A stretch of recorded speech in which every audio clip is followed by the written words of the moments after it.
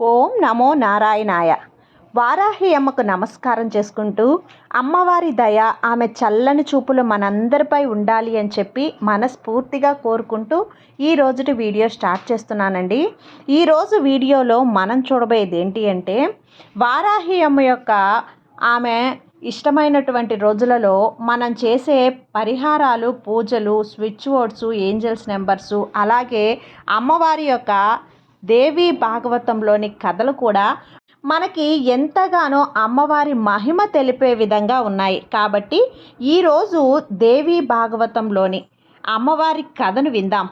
ఈ కథను ఎవరైతే వింటారో వారికి తెల్లవారేలోగా అమ్మ యొక్క అనుగ్రహం పరిపూర్ణంగా లభిస్తుంది. ఇక కథ. విష్ణు చెప్పిన సలహా ప్రకారం బ్రహ్మ మొదలుగా గల వారందరూ కూడా మహాదేవిని ప్రార్థించారు. ఆమె ప్రత్యక్షమైంది. దేవతలు ఆమెను స్తుతించి, దేవి, కంసుడు మొదలుగా గల దుష్టుల వల్ల కలిగిన భారాన్ని సహించలేక భూదేవి నిన్ను శరణు వేడుతున్నది. హరిహరాదులు సైతం చంపలేని రాక్షసులను నువ్వు సంహరించి ఉన్నావు. అందుచేత ఆమె భారం తీర్చు అని అన్నారు. తల్లి, శక్తి సహాయం లేకుండా ఎవరు మాత్రం ఏం చెయ్యగలరు?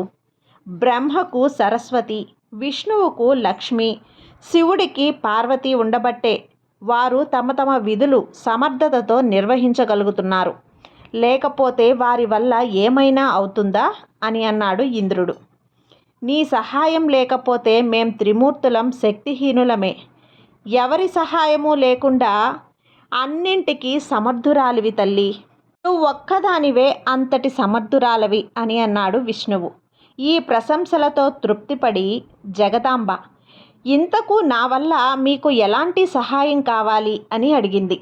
తల్లి, రాజులందరూ పాపాత్ములై క్షోభ పెడుతూ ఉంటే భూదేవి భరించలేక ఏడుస్తుంది చూడు. ఆమె భారం తీరాలని మేమంతా కూడా కోరుతున్నాం. నువ్వు పూర్వం దానవుల బలాల అండ చూసుకొని విజృంభించిన మహిషాసురుడి మదం అణిచావు. శంభు నిశంభులను నిర్మూలించావు. రక్తబీజుణ్ణి మట్టుపెట్టావు. చండముండాడి రాక్షసులు ద్రోమలోచనలుడు, దుర్మాఖుడు, దుస్సహుడు, కరాలుడు అందరూ నీ చేత చచ్చారు. భూభారం తీర్చి మమ్మల్ని అనుగ్రహించు అన్నారు దేవతలు. ఆ మాటలకు మహాదేవి నవ్వి, జరాసంధుడు మొదలైన దుర్మార్గులను నిర్మూలించాలన్న నిర్ణయం ముందే చేసుకున్నాను. దేవతలందరూ మీ అంశలతో భూమిపైన జన్మించండి. కశ్యపుడు యాదవ కులంలో వసుదేవుడై పుడతాడు. భృగుడి శాపం పొందిన విష్ణువు అతనికి కొడుకుగా పుడతాడు. నేను నందుడి కూతురుగా పుడతాను. నందుడికి, యశోదకు నేను కూతురుగా పుట్టి చేయవలసిన పనులన్నీ సంతోషంగా నిర్వర్తిస్తాను. నిర్బంధంలో పుట్టిన విష్ణువును గోకులానికి పంపిస్తాను. దేవకి గర్భాన ఉండిన శేషుణ్ణి రోహిణి గర్భాన మార్చుతాను.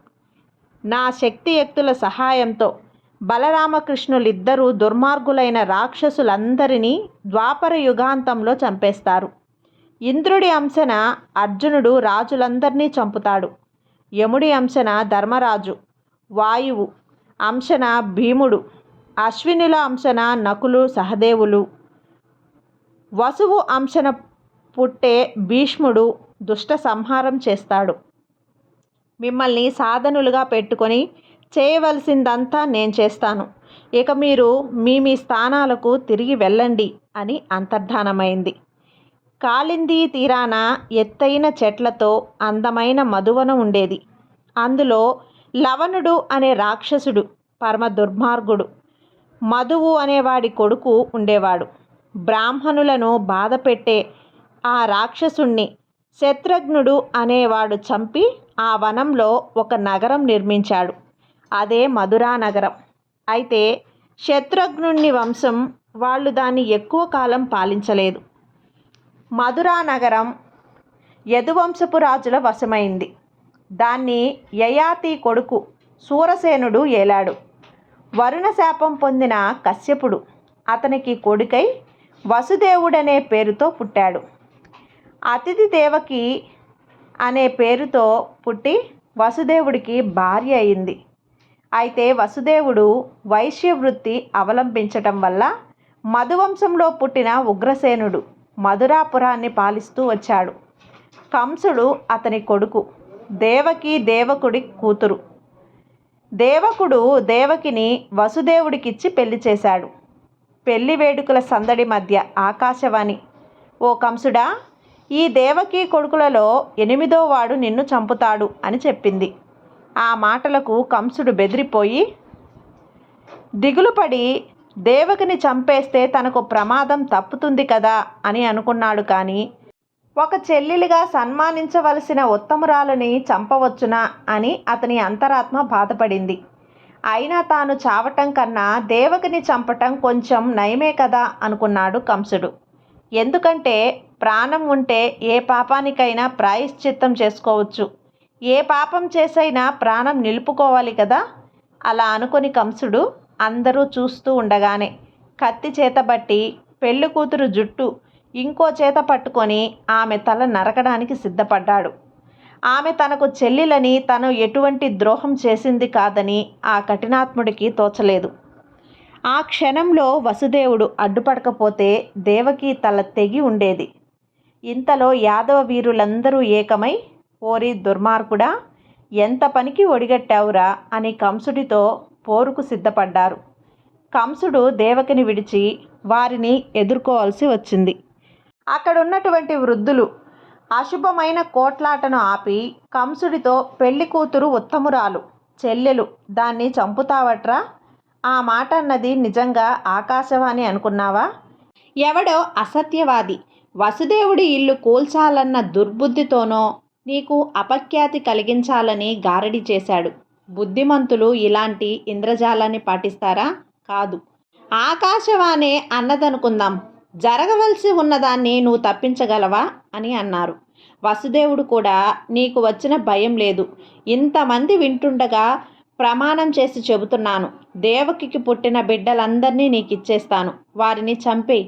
ఈ మాట నేను తప్పిన పక్షంలో నా పూర్వులు నరకానికి పోవాలి అని కంసుడికి మాట ఇచ్చాడు. వసుదేవుడు సూర్యచంద్రులు తలకిందైనా ఆడిన మాట తప్పడని అందరూ కంసుడికి గట్టిగా చెప్పారు. కంసుడు వసుదేవుడి మాట పాటించి తన పట్టు విడిచి వసుదేవుడికి దేవకికి తీసుకుపోయి తన ఇంట సుఖంగా ఉండే విధంగా పెళ్లి చేసి ఉంచుకున్నాడు. కొంతకాలానికి దేవకి గర్భవతి అయింది. పండులాంటి కొడుకును కన్నది. వసుదేవుడు దేవకితో, ఈ పిల్లాన్ని చంపడానికి కంసుడికిస్తాను, నువ్వు శోకించకు, ప్రారబ్ధం దాటరానిది అన్నాడు. దానికి దేవకి, ప్రారబ్ధానికి విరుగుడు లేదే, చేసిన పాపాలు పోయి స్వర్గం రాగలదన్న తీర్థయాత్రలు చేయాలని పెద్దలు చెప్పారా? సత్కర్మలతో పాపం పరిహారం కావటం లేదా? బ్రహ్మహత్య లాంటి దానికి కూడా ప్రాయశ్చిత్తం ఉంటుంది కదా. మనువు మొదలైన శాస్త్రకారులు చెప్పిందంతా అబద్ధమేనా? జరిగేది జరిగి తీరుతుందనటంలో వివేకం లేదు. చేసిన యత్నానికి ఫలితం కలగటం స్పష్టంగా చూస్తున్నాం. లేని పక్షంలో వేదాలు, యజ్ఞాలు, మహామునులు, గొప్ప ఔషధాలు మొదలైనవన్నీ అబద్ధమే కదా. ఇప్పుడు ఏదైనా ఉపాయం ఆలోచించు అని అన్నది. దానికి చేసిన ప్రయత్నానికి ఈ మాటకు వసుదేవుడు ఒప్పుకోక, ప్రయత్నం చేయాలన్నది నిజమే, కానీ కేవలం ప్రయత్నం వల్లనే ఫలం రాదు. దైవవంశమై యత్నమే ఫలిస్తుంది. వర్తమానంలో చేసిన దానికి ప్రాయశ్చిత్తం కానీ ప్రారబ్ధానికి ప్రాయశ్చిత్తం లేదు. సారం లేని ఈ జీవితంలో సత్యం ఒకటే సారమైంది. దాన్ని ఎవరైనా వదులుకుంటారా? సత్యం కోసం కష్టసుఖాలు లక్ష్య పెట్టని వారికే శుభం కలుగుతుంది. అందుచేత ఈ బిడ్డను కంసుడికి ఇయ్యటానికి ఒప్పుకో అని అన్నాడు. ఏడుస్తూ దేవకి తన మొదటి బిడ్డను తన భర్త చేతిలో పెట్టింది. తన మాట నిలబెట్టుకోవటానికి బిడ్డను కంసుడి దగ్గరికి తీసుకోపోతున్న వసుదేవుణ్ణి చూసి అందరూ మెచ్చుకున్నారు. తడియారని బిడ్డను తెచ్చి తనకు అర్పించిన వసుదేవుణ్ణి కంసుడు కూడా మెచ్చుకొని, నన్ను చంపేది దేవకి అష్టమ గర్భాన పుట్టేవాడు కదా, నాకు వీడితో పని లేదు, తీసుకుపోయి నువ్వే పెంచుకో అని అన్నాడు. వసుదేవుడు బిడ్డతో తిరిగి వెళ్ళిపోయాడు. కంసుడు తాను చేసిన పని గురించి తన మంత్రులకు చెప్పగా వారు కూడా కంసుడిని మెచ్చుకున్నారు. కంసుడి వద్దకు నారదుడు వచ్చాడు. కంసుడు ఆయనను ఆర్ఘ్యపాద్యాలతో సత్కరించాడు. నారదుడు కంసుడితో, ఓయి పిచ్చివాడా, దేవకీ కన్న శిశువును చంపకుండా వదిలేశావే, ఎంత తెలివి తక్కువ వాడివయ్యా.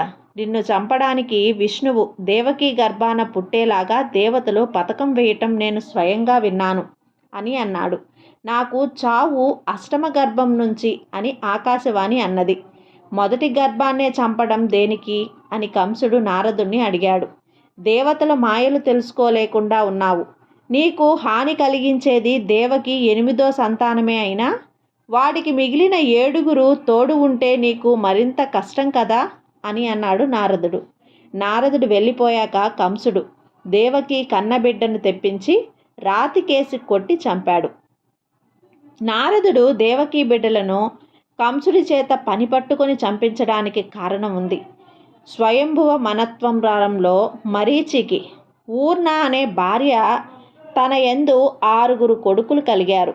వాళ్ళొకసారి బ్రహ్మను తన కూతుర్నే భార్యగా చేసుకున్నాడని హేళన చేశారు.